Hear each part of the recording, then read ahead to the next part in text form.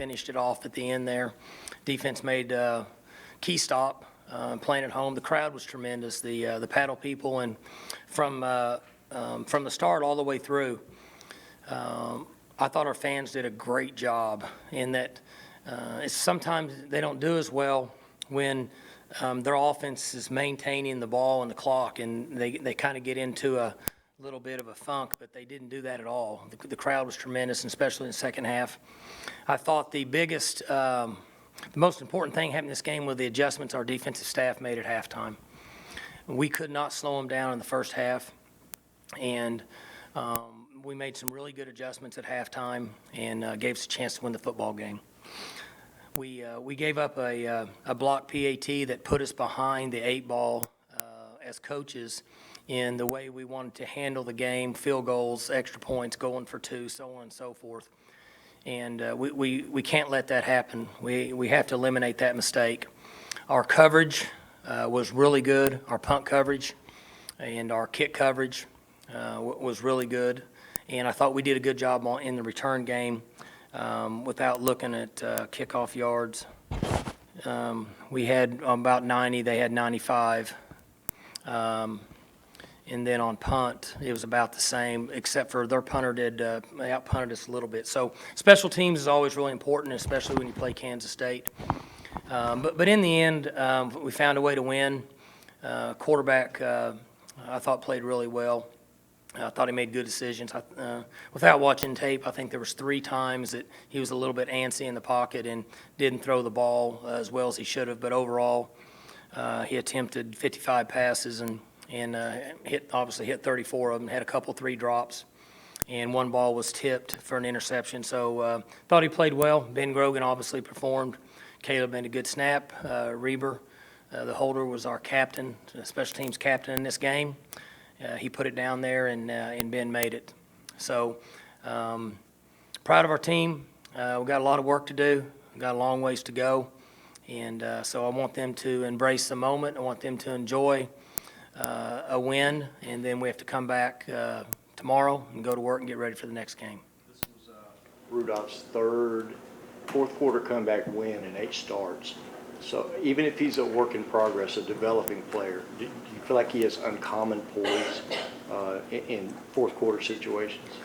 His poise has been good from day one. And, last week at Texas, there were some times that he could have been flustered, but he wasn't flustered. And today he was fine. And so he's a work in progress. He's young, but he's getting some experience now. And I think as he moves forward that hopefully he'll continue to get better. He's showing some toughness and some grit and some willingness to fight to win. Mike, you talked about the defensive adjustments you all made it for the second half. What were some of the things that you did in the second half defensively that you weren't able to do in the first half? Well, we made some adjustments in the techniques we were playing on certain areas in the running game versus certain formations, the way we were playing the run pass.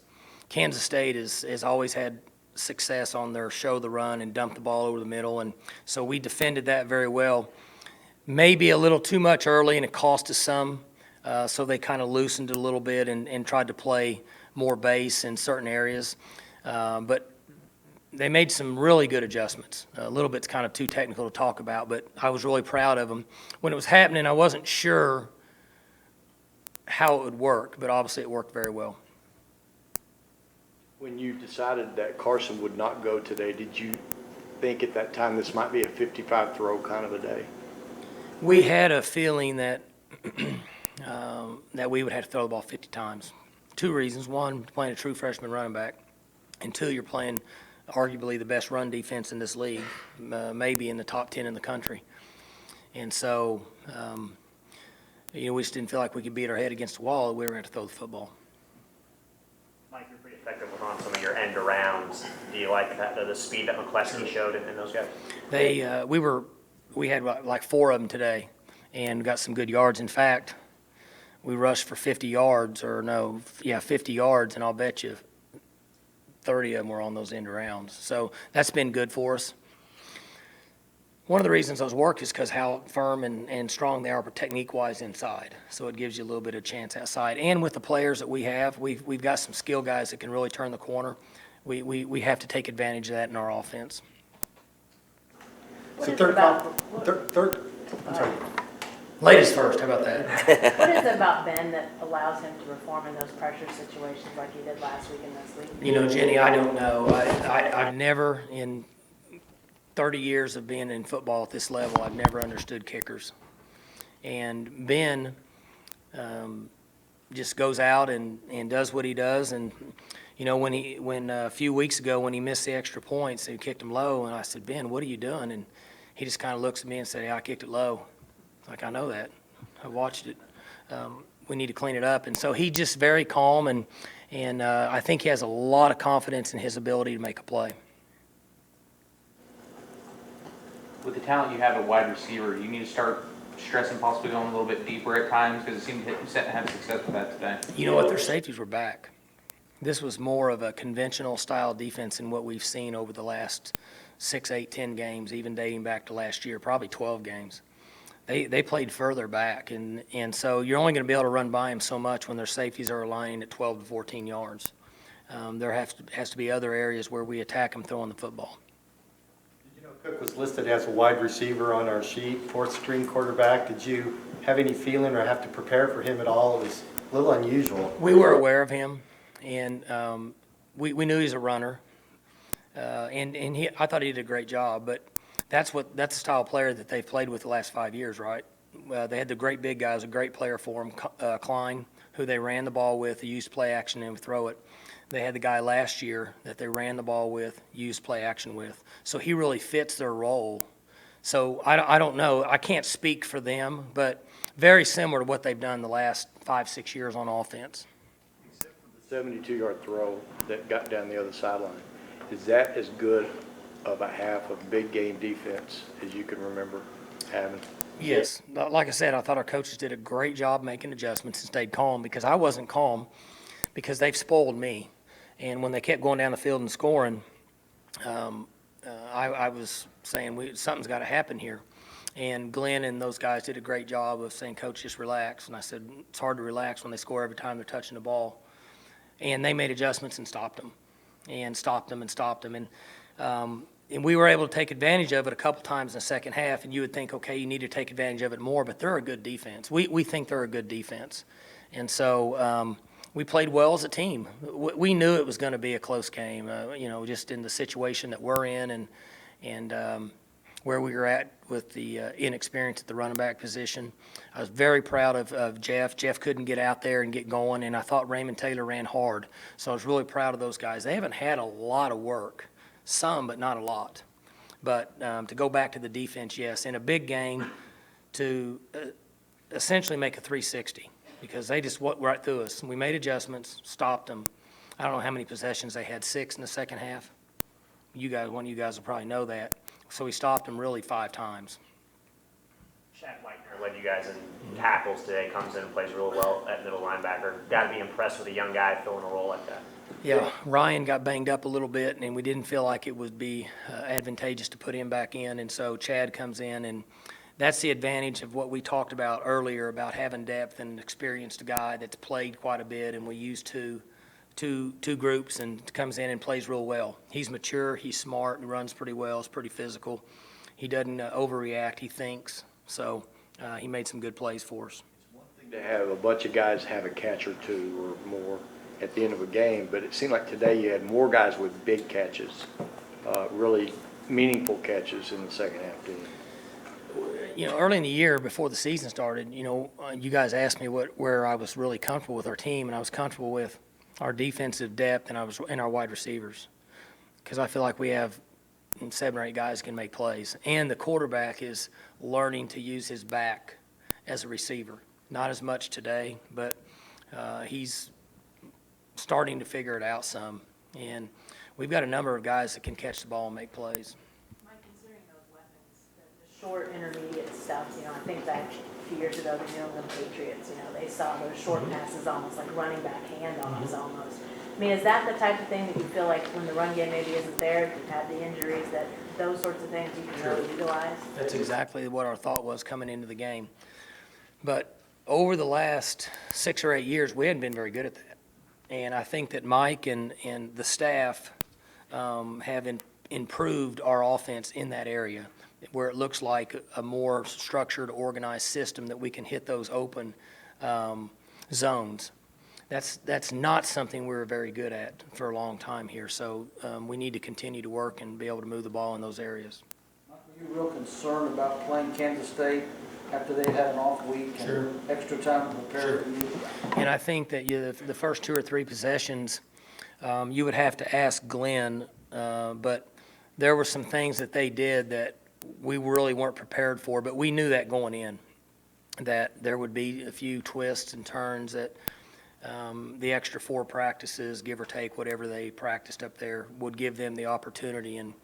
But that's, that's the way it is. Everybody has an open date, and theirs fell before us, and I'm not sure that that's a great draw, but otherwise, they're good. They're a very well coached team. There's no question about it. They play above their heads. Their kids are tough, and so you got to match them. In the second half, we matched them. This was the first time really that the defense had been beaten badly for a half. You guys made the adjustments, obviously, but part of it was the defense obviously kept their composure and kind of stayed up, right, at halftime? Sure, play the next play, and body language and attitude, all that. We can't fix what's already happened, and our players understand that. That's one thing that we, as a coaching staff, are very proud of, is that our players understand play the next play. And there's great communication between them and our staff. You don't see guys that are out of control, yanking their helmets off, screaming, yelling. They're in control, and if you're in control, you can coach and you can think on as a player, and then you have a chance to make adjustments. If you're out of control, like I was at the end of the game, then you can't make adjustments. Carson, you weren't going to run Carson out there today?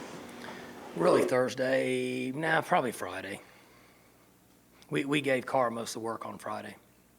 Mike, you had 8 penalties today, but thinking back on those 8, it felt like about 7 of them just came at really inopportune times. No doubt. Third downs, different, I know you guys have fixed that the last couple of weeks, but it seemed like it might have come back. 3 of them.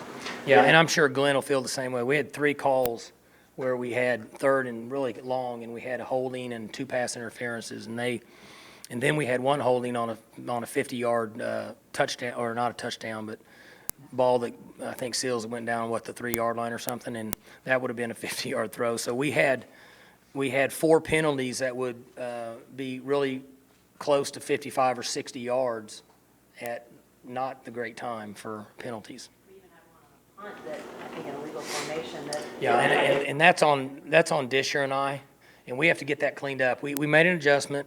We swapped Burton to the guard, from the tackle to the guard spot, and he lined up too deep, and so the tackle lined up too deep off of him.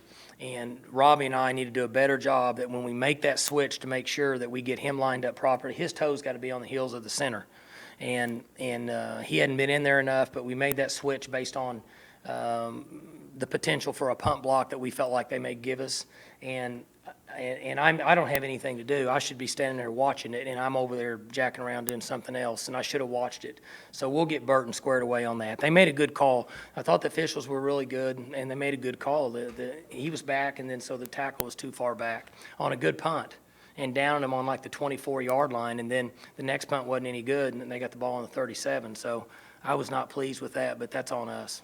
Something that might get forgotten because the second half got crazy, but you're down 2 touchdowns late half, first half, and then you convert 3rd and 7, 3rd and 5, 3rd and 18, and 3rd and 7 and get a touchdown. That was pretty significant going into the half. Sure, 9 of 15 third down conversions against a good defense. And, both teams will find out a lot more about each other. And a month from now, we'll know a lot more once we get into the stretch of the conference play. But going into the game, if you say, okay, you're going to be 9 of 15 on third downs, you'd have to take it and roll with it.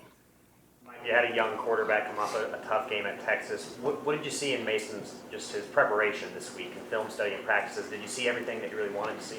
Yeah, we did, Kyle. He's a lot like Ben in that he so far he doesn't get flustered, and he does some things that drive Mike and I crazy. And I asked him why, and Mike said, I don't know why. And I said, well, somebody's got to know why this is happening. And then we get on him and coach him, and he doesn't get flustered. And so if he continues with that temperament, he should really improve. I didn't see anything different in him all week. Of course, the talk and about the interceptions and the fumble and so on and so forth. He was the same all week. In fact, he had his best practices this week. Mike and I talked about it. I said, I think this is the best practices he's had since he's been here. And you would kind of expect the other. And Mike said, well, I think he got a little bit frustrated with what people were saying about him, and he's really kind of bared down. Now, he needs to bear down all the time, not just when he's frustrated with what people are saying. But his temperament is really good. Factors went into inserting Jesse in the second half on offense. Well, Paul Lewis had a stinger. Like a stinger where you get kind of numb. So it wasn't really a decision. He was a stinger, so we swapped him out. He'll be fine. Mike, these back-to-back dramatic victories, how can these wins help you guys? What will it do for you guys as you proceed down the line? I think the only way you look at it is you take the good and you build on it, and then you correct the mistakes like we talked about, the PAT.